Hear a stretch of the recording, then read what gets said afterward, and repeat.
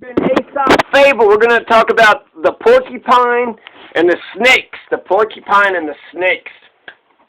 Before I do, Aesop is a slave, a storyteller slave like 500, 600 BC. So Aesop is a slave in ancient Greece.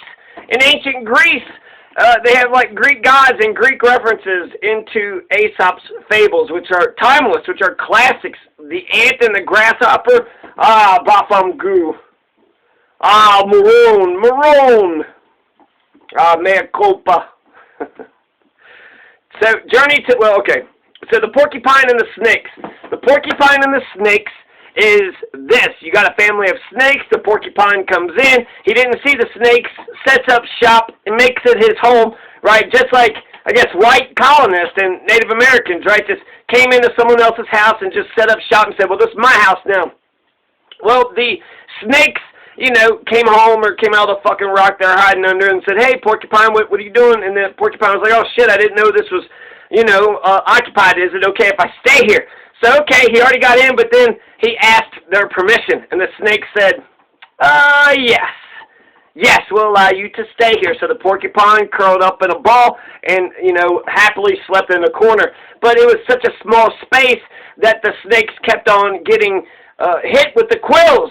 Kept getting pricked with the porcupine's quills, and it got to be too much, and they couldn't live, and so it was basically him or them, and one of them had to go, and so the snake, you know, the family of snakes confront the porcupine and says, hey, you know, Buster, hey there, Buster Keaton, it's time for you to get on down the road. It's about time for you to get on up out of Dodge, right?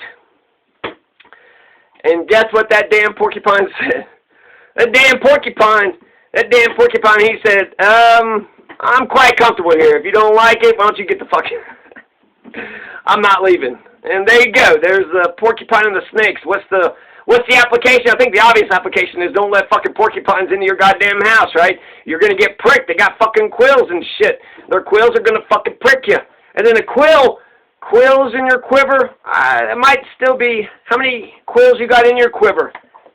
I like the goddamn cadence and the alliteration of it. How many quills you got in your quiver? The more quills you put in your quiver, the better. What, you're using arrows? No, use a quill, a porcupine quill. So the moral, according to Aesop's fable, is it's safer to know one's guest before offering hospitality. So yeah, it's a good fucking life lesson right there. Know your guest. Know who the motherfucking person is that you just invited into your... Did you invite the right... Vampires can't unless you invite them in. So, and then once you invite them in, then they just stick around like a porcupine. So I guess vampires are like porcupines. And, alright. So what we're going to do here, Journey to the West. So why do I read Aesop's fables? Well, I think they're, you know, the ant and the grasshopper, you know, those who work deserve the spoils of their fucking labor. What, you want to own somebody else's fucking labor? Get the fuck out of here.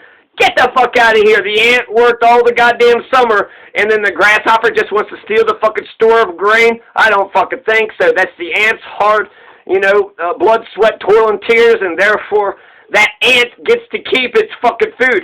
Thieving ass fucking grasshopper, why don't you go and toil and get, you know, gather all your fucking grain during the summertime instead of just singing and dancing. You were, you know, I think the end little couplet is, you've been singing all summer, so you're going to be dancing all winter. So Journey to the West is a movie. It's based on a 1500 novel, Chinese novel. Journey to the West, it's a movie, 2011, 2013 or so. I saw it on YouTube. You can watch it on YouTube for free. And it was pretty good. I enjoyed it. So Journey to the West, you have the main protagonist who has to fight the demons by reading them nursery rhymes, by reading them children's stories.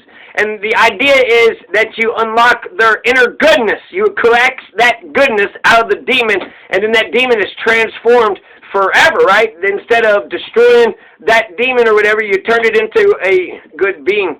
And so that was the point of the Journey to the West, and I like the idea.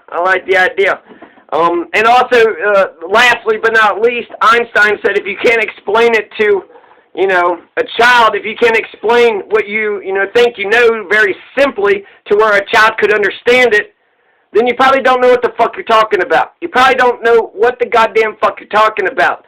Break it up very simply. What, you're all highfalutin and you speak all highfalutin and nobody can understand? No, no. If it could be understood, then you should easily be able to explain it. So there you go. There you go. The ant and the grasshopper. I mean, I think the three little pigs. What kind of material should you build a house out of? Sticks, straw, or fucking brick? Right? Build your house out of brick.